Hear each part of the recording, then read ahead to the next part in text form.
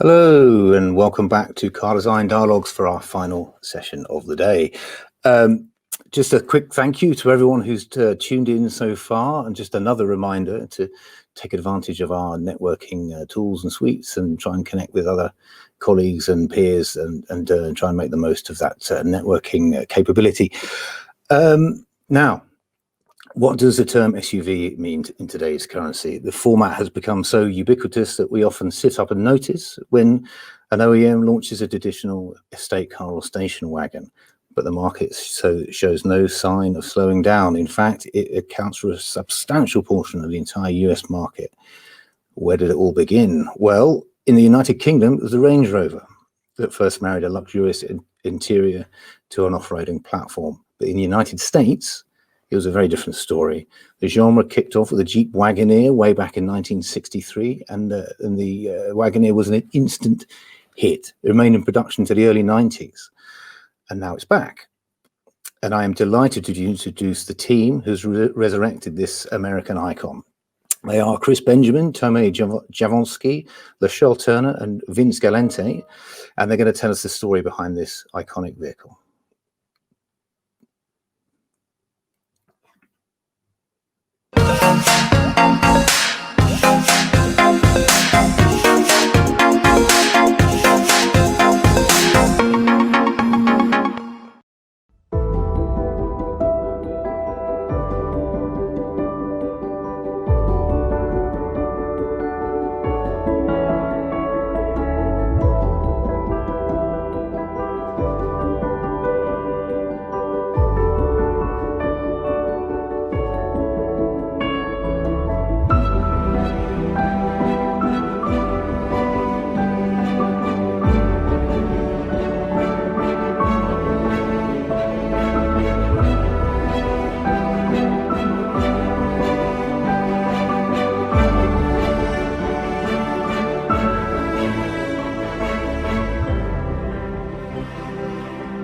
We actually went back and took that concept of the American family, the ultimate road trip vehicle, and that was the basis of how we started the vehicle. So we really wanted to take the bones, the structure, the idea of the original and reinterpret it in a new modern way. One of the things that our designer Taylor at an early phase captured were the different DLO executions.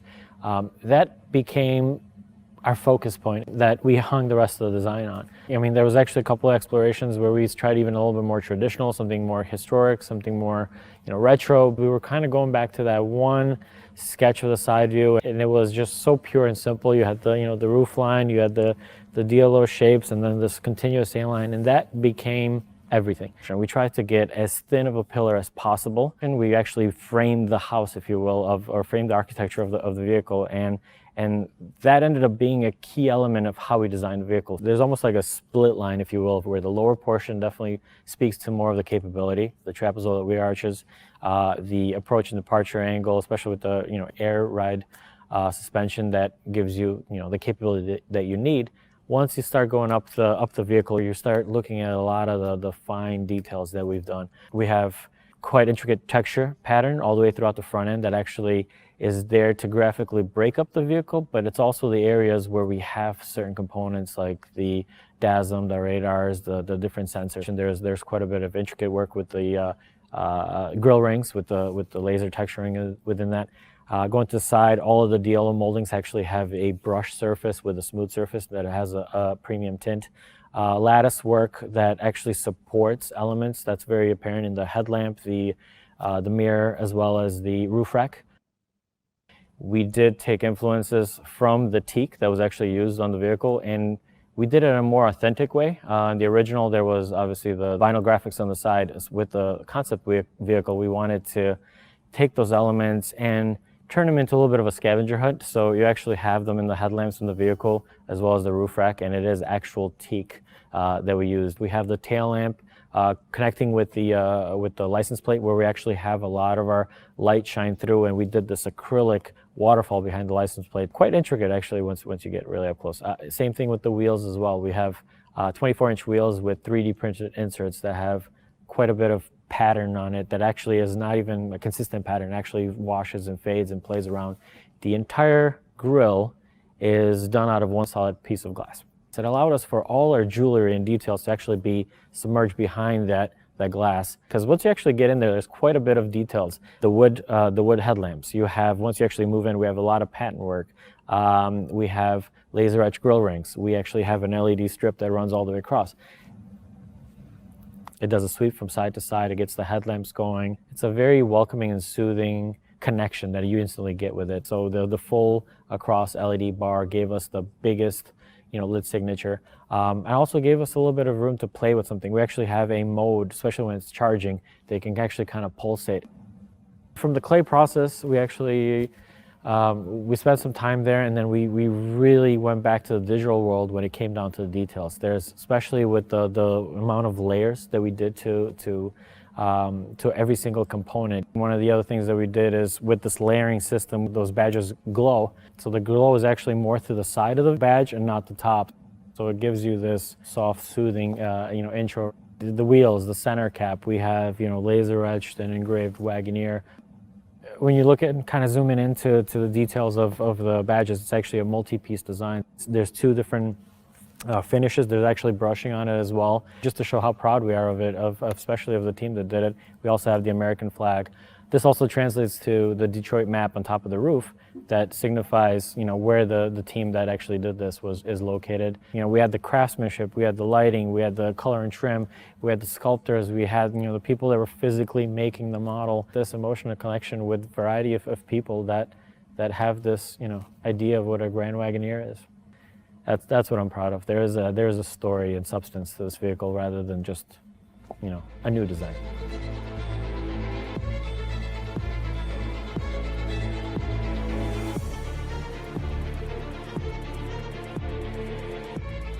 We wanted to make sure that we paid homage to the original Wagoneers and Grand Wagoneers, but we didn't create something retro. We wanted to create something that was a forward-looking statement, a futuristic statement. Josh Tang is the lead designer of the interior, and his initial sketch was actually the simplest of sketches. It was just a piece of glass moving from end to end on the instrument panel. And as that metal wing moves to the end of the instrument panel, it curls up and really hugs the end of the instrument panel. And we created an Easter egg right on the edge of that says established 1963 with the silhouette of the vehicle.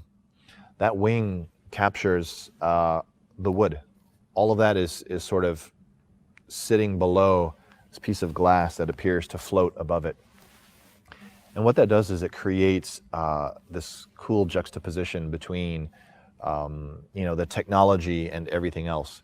So the technology, as I mentioned, is formed out of these pieces of black glass, and it's done in a beautiful way where, the edges are treated, especially the radii, how the lens ends against, the metal piece next to it or the backing behind it. All of those little details really creates this sculptural effect to the screens and the technology. Even the center display that sort of, rolls out to, just a clean ending with the knobs there. And just on the leading edge of this metal wing, you have a few controls there, which are few and far between on this vehicle because most of the controls are either haptic or in the displays themselves. The combination of that technology and the way we treated it in an artful, sculptural way is done differently than everything else. So the other materials that are wrapped in PUR have a different sculptural quality to them, if you will. All of the materials that are wrapped and stitched have a softness to them, and you get the occasional edge that creates tension. The wood is quite cool because it has a dual finish to it. The majority of it has a black heat-treated finish, and this black heat-treated finish is contrasted by the raw wooden edge that's created with a break just before the metal wing. The black glass sculpture that moves across the instrument panel has a beautiful array of light that spills out from underneath it, and it just cascades onto the wood beautifully, but then is interrupted by the gloss finish of the Grand Wagoneer lettering that's inlaid into the wood in a beautiful way. In this beautiful driver control center, you have the shifter in the center, and it's flanked by the ride height control and the select terrain, all done in beautifully sculptured metal pieces. The shifter itself is like a piece of jewelry. The detailing around the edges of it that allow your fingers to have grip as you're turning it, the knurling and the way it's treated, that pattern is sort of a repeating motif that subtly creeps its way into different parts of the interior. And the inside of it has a fluting that catches the ambient light that comes from underneath and really creates a beautiful sculptural jewelry-like compilation in the center. You'll notice that the steering wheel in here also has a two-spoke design, but it is really a modern piece of sculpture at heart. The compactness of the dab in the center is accented by the beautifully drawn metal that moves around that and then scoops underneath it and really accentuates the width. The switches in there are finished in black glass like the rest of the controls. We wanted to create something that was its own special sculpture, because that's what really starts the relationship between you and the vehicle and your drive for that day. So what we did was we perched it above the wooden sculpture, and we created almost a turbine look to it. So the button is sitting there above it. The metal piece around it has this fluting detail that moves around it. And then on the rear part of it, a beautifully stitched PUR element that really brings it alive, and that sort of rolls down into the wood. And all of it is sitting in this black glass shell. We worked with Macintosh on the sound system, and we created a beautiful partnership between the Macintosh brand and the Wagoneer brand. Macintosh badge on the door speakers is hidden behind glass and only becomes visible when it's illuminated, just as they do in their home audio equipment. What we decided to do was have Grand Wagoneer emblazoned on the side of the seat, and we celebrated it. And all of that is sitting on the side shield of the seat that has a beautiful deck seam that runs around it. The stitching, the piping, the way it's all created comes together to really emphasize this craftsmanship. One other small Easter egg that isn't noticeable at first is in the black field just above the wing, where it says level 0. And level 0, that is us as a design team showing respect to our leadership, the late Sergio Marchioni and our CEO Mike Manley, who were instrumental in the birth of this vehicle. And we wanted to show a nod to them, show our respect to them for making the bold decision to create such an iconic vehicle and bring it back.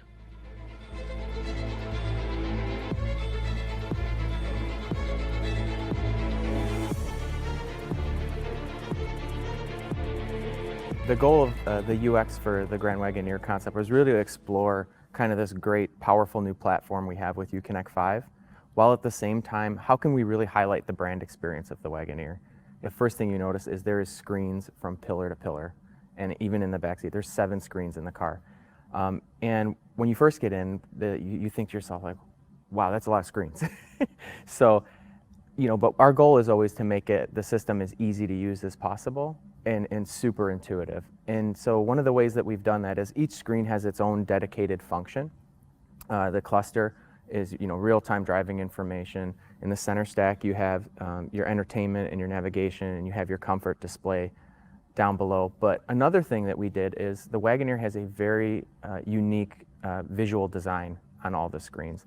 And over and above what you've seen us do on Uconnect 5, we've incorporated a lot of depth in those screens, a lot more layering, a lot more shadows, specific iconography, things to really help draw your eye to certain areas of the screen and really help you complete those tasks while you're driving very quickly. One of the things that inspired us was these rare minerals and these rare rocks that you see out in nature. So when you look at the visual design of the Wagoneer, you'll notice that the background has that rock texture, but a lot of the highlights and a lot of the accents within the screen feature cool colors, which against those warm natural colors really help to add to that illusion of depth that we've created on the screens. One of the unique things about the experience of this vehicle is it starts as you're walking up to it. So the first thing you'll notice is the animation of the exterior lighting come on. And then when you approach the vehicle, the lighting that comes from the door handles. And then when you get in, when you see all those screens for the first time, you have a welcome animation that plays across all 7 screens at once and really brings you into that environment and creates an immersive experience from the moment that you approach the car. What you notice in the relaxed mode is the Aurora Borealis that we put in the car. Again, it's a natural wonder. And we could have, just, we had a few versions where it was just the Aurora as you would see it from your backyard. But what we settled on was a view where you're actually seeing the whole planet, where you're up in space and you're seeing it travel across the globe. A view that you could never see, but just based on the scale of it, draws you in. So we really try to do these kind of unique, not just these natural wonders, but a unique perspective on a natural wonder when we put it into the car to really give you a unique immersive experience. We really want to draw your eye from far left to far right of the interior. So you'll notice that the horizon line across the globe stretches all the way from the left side of the cluster all the way to the right side of the passenger screen, and further takes all those great design details that really accentuate the width and actually amps it up even further. Stretching something across all those screens from left to right, it is quite a challenge. And the designers, they work through that quite a bit, because all of those screens, although they appear to be continuous, are different depths and different levels and slightly different angles. So really tuning in those visuals and that horizon line to make sure that from the driver's seat, the passenger seat, and the rear seats, that it looked harmonious and it looked continuous there was a lot of work behind getting that just right. We call it a captive audience, where we're bringing people together. It's one of the last places on the planet where you can actually bring people together. So in addition to giving them all the technology and all the personalization they want, we're also giving them the ability to share with each other while they're together in the vehicle, which is something that's a pretty unique aspect and a pretty unique angle that only us in the automotive industry have had the ability to have so far. We can't really talk about in-vehicle sharing without talking about the passenger screen. I mean, when we started designing that screen, we really had 2 big goals in mind. One, give them the ability to view their entertainment and kind of share that experience in the back that we've had in our products previously. And then the second thing is they can be a co-pilot to the driver. And so they can go into the navigation and they can search for a place and they can send it to the navigation. And the drivers never had to take their eyes off the road. So really this ability to be a co-pilot is something really new that the passenger screen enables that we've never had before. We've been bringing in a lot of diverse skill sets, and one of those is coming from the entertainment and the gaming industry. And the guys coming from that area, they have fun with screens. And so taking some of the expertise from that industry and starting to bring it into our vehicles, we couldn't not take that opportunity. When we talk about putting together a really harmonious design, it requires that we work really, really closely with our interior team. And some of the brainstorming sessions that we have up front about how the screens are going to be laid out, what size the screens are going to be, which information we're going to put in different places. We're working right hand in hand with the interior designers and the UX designers together. As they're sketching, we're discussing ideas. We're putting together some scenarios. We're feeding that back to them. They're adjusting their sketches, bringing that back to us, and it's really kind of this back and forth to really to create. You see that charge port door, and we had our UX designers sitting right next to the exterior designers working together. On the interior side, when we talk about the visuals that are on the screens and the colors that we used on the screens, we worked with LeCherle's Color Materials team to put together a story that was cohesive and harmonious with the rest of the design. It's always pretty magical to see a design come together and to see the car as one.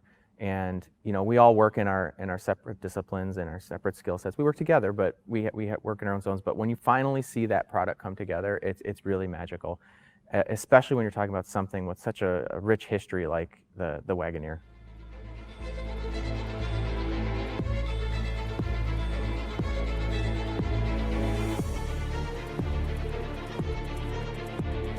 We really focused on looking for a unique exterior color.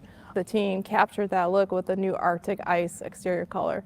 It's a solid space, not a metallic, it's not a pearl. It kind of gives that unexpected edge to the vehicle, that new place in modern. You can see that there's a total difference. We touch on that perception of luxury. And I think that's what sets us apart in this interior for this vehicle. We've got that aubergine color space, coming into play. So when you open the door to the interior, you're gonna look, or you're looking for that dark brown space that's traditional for Jeep, but then you've got this unexpected color space where this vehicle in the interior is not covered in leather, right? This is the first time we've really, kind of veered away from leather, but using a material that gives you the perception above leather, right? To really, as I mentioned, take you to the next space of luxury. And I think what we did with the materials was great, right? There's a play on dimension with the materials. You've got unexpected prints on a PUR material. That's a synthetic material, it's not leather. We've got different perforations, different features going on, interplaying a mixture of materials using the same color space. So when you're in there, you notice different textures, different things going on. There's another element of surprise in the interior when you look at the seats, the material combinations and the color space on the seats. We've got that diamond edge piping. There really is something unique and different that we were able to do in this interior as well. It's all those, unique materials coming together to really push us to a different space. But it was important for us to kind of touch on not using leather for this interior to kind of get us ready to gear towards the sustainability part going forward in the future, right? Where we want to take this next element for color and materials. So we really focus and work with the teams to use a material that wasn't leather, and that's where you'll see that we use a lot of PUR, which is a synthetic material, man-made. We're not harming animals, and it was really important for us to pursue that material. You'll see that we do a lot of things with that material. We've got it printed, we've got it perforated, we've got it combined with, like I said, the diamond edge piping. So. And I think when someone looks at that material, they'll, your first mind goes to, oh, this is leather. But when you touch it, it gives you that, that experience, that luxurious feel, but it's not leather. But I think the most important material for us in this vehicle was the wood, right? We really touched on a different space for the wood, really hitting on that luxury, taking wood to a different place we've never looked at before. The black lace wood is really special in addition to it being heat treated, something that we've never touched on before.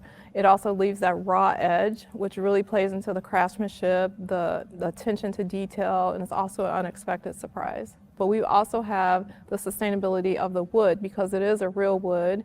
It's not covered in a lot of chemicals, a lot of different layers of materials that hide the trueness of what it is. Working on this program, it's been a great journey. We've been able to work with all of the design teams from interior, exterior, user experience, to some other teams to help us make this project come to life. We work and move as a unit, as a family, and that's how we were able to create such a great product. What we're really proud of is basically everything, from the exterior color to the details on the wheels, the exterior accents, down to the interior. I mean, using color materials that we would never traditionally use, pushing the envelope for materials, and really touching on that luxury space for this project. I think overall, just all of the color materials together, but also it's not just about the color materials, it's about the design of the vehicle, the whole product itself that we're all proud of.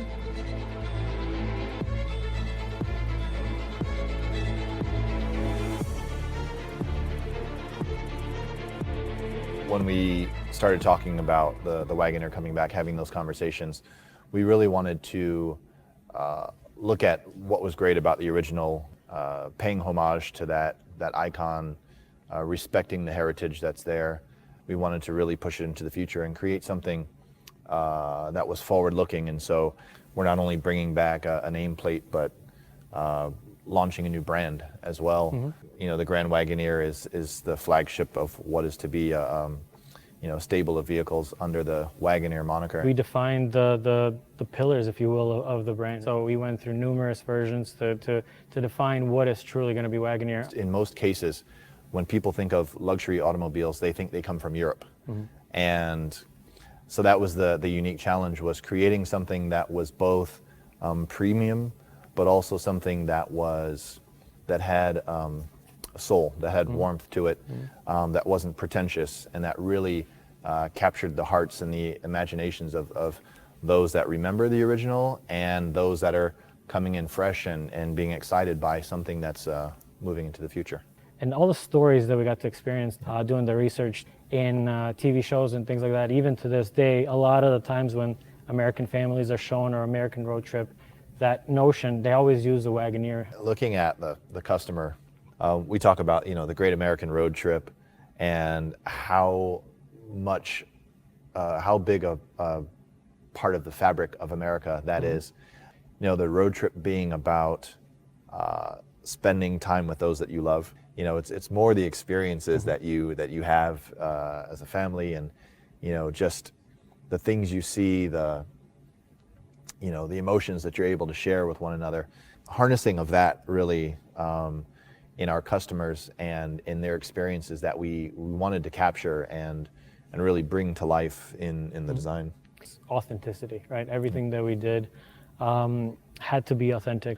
Using those pillars as an example, we worked with engineering to actually try to get those as small as possible, but then we also highlighted them. We actually painted them the body color to show the Teutonic nature of the vehicle, but also that those are actually the main supports for the roof. Also on the inside, the pillars are all dark. So when you look from the outside of the vehicle, you're looking at those pillars that are body color, but looking past it, you only see the dark surface of the interior. And so it really captures, you know, the theme of the exterior. Think about the road trip through a downtown area like New York or somewhere, and you know, you want to see the skyscraper. So we actually have a full length sunroof. We actually have the map of Detroit on there because we are incredibly proud. You know, the production vehicle that will come after this will be produced in Detroit. The people that work on this vehicle and, you know, us designers that live in and around Metro Detroit, we're proud of that fact.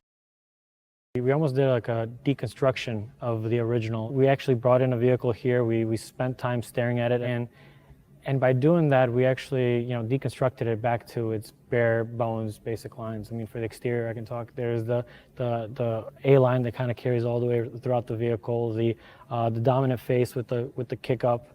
The thin pillars, right, that they were accentuated by some bright work.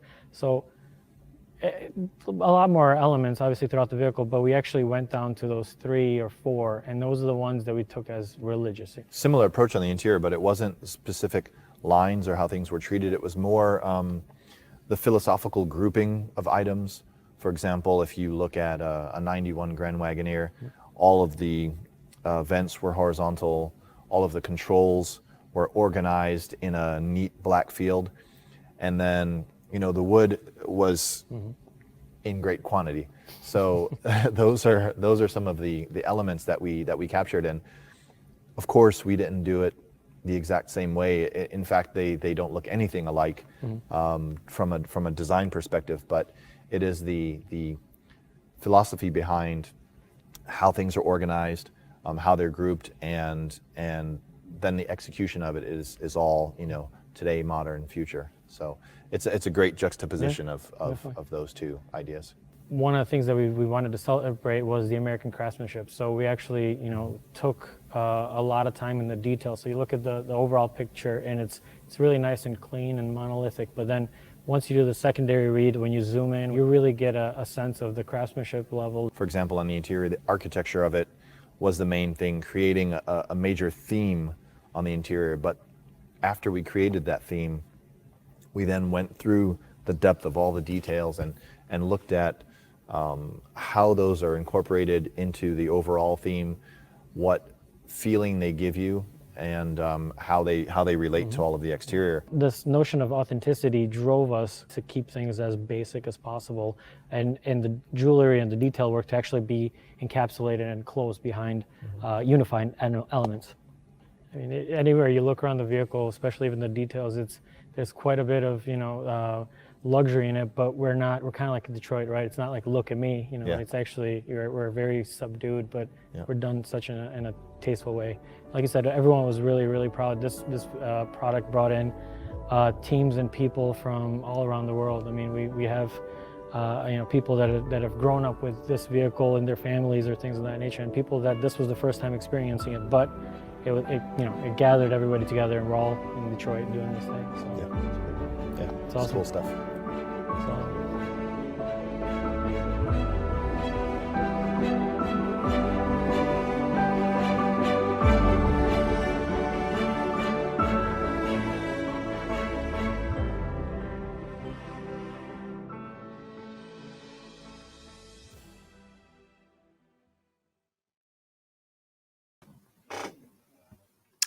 Well, that was a fantastic video. Thank you so much to the Wagoneer team there. It was I think a design packed with, how should I say, emotional details, unexpected moments of kind of weather conditions and city maps. We're going to go and talk to the team now live. We're going to ask them a few questions about the design, and there's a few questions that have come in from the audience as well. I'm just waiting for the return of, there they are, Chris, Terme, Lachelle, Vince. You missed me eulogizing somewhat about that wonderful video. I found it surprisingly surprisingly, it was very heartfelt. It was very clear that this is a passion project for all of you. But I think it really, really spoke to some of the details you've included there. That had moments of sort of almost quiet poetry, if I'm not overstating it slightly, and maybe I am. But anyway, congratulations. It was really compelling viewing. One thing that struck me, and I find this really quite interesting as someone who's interested in kind of ornament and architecture and design, is the sort of pervasive trend for minimalism, I suppose, in interiors. And that generally translates as touch screens everywhere. But what I found really refreshing about the Wagoneer was you had these incredible, very, very beautifully crafted sort of jewelry-like details throughout that I imagine that anyone who's going to be stepping into this vehicle is going to really forge an emotional bond. I think switchgear is incredibly important for the connection to the vehicle. And I wasn't alone in this, because some of the audience were posing questions as well. And Maury is one of the viewers, wondered how you guys negotiated that kind of ornament and the jewelry-like details with the clean lines. How did you negotiate that kind of dialogue? Sorry, I could put that to any of one of you. Maybe I should pick someone. I mean, you can volunteer, Chris, if you like. Yeah, sure. Thanks, James. No, there's really an artistry, right, in that combination. And we know as technology becomes a bigger part of interior design, that's how people are used to interfacing. We wanted to make sure it didn't lose its soul, right? You can easily make something feel very cold if you just have a bunch of screens and nothing else, but it's really the materials, the colors, all of these jewelry-like details that make it come alive and make it feel like it was done by humans. Mm. And just as an aside, I think Maury actually thanks you for bringing what she calls the American icon back to life. Another question from the audience here. There was Paolo. Sorry, just bear with me while I'm scrolling up and down. My multitasking skills are questionable, to say least. Paolo wondered what the most challenging component was to design in the Wagoneer, and I throw that open to anyone who wants to volunteer to answer. I guess I'll start. I mean, the biggest challenge, if you will, is the weight that comes with redesigning an icon, right? Bringing an icon back in. So I don't know that I would say it's one little specific part, but it's more the ideology behind the gravity of that, and really making sure we respect our heritage, but at the same time creating something that people today will love, will relate to, and something that we can show a futuristic statement while we're doing it. And I think that's what I think everyone's finding quite interesting, is that there is a really, really emotional connection with this vehicle. It was, I mentioned in my intro, Range Rover was the first one here to marry these two things. Actually didn't happen until 1969. 1963 was when the Wagoneer came out, and it was really a groundbreaking vehicle. A question for you, Tommy. How much pressure did you feel when you're taking on something like this? Well, and the best thing about this was it's quite a rare opportunity to do something like this. And us as automotive designers, this is what we dream for, right? So having the ability to do something, it's quite an honor. I mean, it comes with some pressure, but the best part about this was, I guess the most challenging part, I should say, was the best part, is imagining what this icon is. I mean, it became an icon by breaking norms, right? By doing something completely different. So when we did the new one, that's one of the reasons why we didn't go retro. There was a moment when we were kind of thinking maybe we should. Obviously there's quite a bit of history, but then it needed to pave its own way. So when we kind of, icons don't follow predecessor, right? They're inspired by original. We were inspired by the original, but we definitely did it in a more modern interpretation of what American affluence right now is. The original vehicle became a symbol, if you will, of luxury, of craftsmanship. Put us on the map. Brought in a new automotive segment. So with the new one, we definitely wanted to follow in those footsteps, but completely do it in a new way. So pressure, but I think definitely with the way we executed it, especially with the details and the love and the soul that's in it, we achieved something that is worthy of the name, but paves its own way. Wonderful. Soul certainly comes over. Lachelle, one for you now, because I also found very interesting the discussion about materials. The overall objective of the materials, when it came to the selection, you mentioned about sort of moving away from traditional premium materials. So maybe you could speak a little bit about that. Yeah, of course. Also just to tap into the pressure part, there was, of course, pressure for color materials team to really help this vision, see it through. But our overall objective was for sure not to fall back and use the traditional materials, color spaces, black spaces, leather, things that you would normally think that we would use. We really wanted to push and create a new experience, right? To really set the tone and mood for what modern luxury could be with the color materials. I think Kasha Liss and Nicole Rush from the color materials team did an absolutely fantastic job with helping that vision come to life.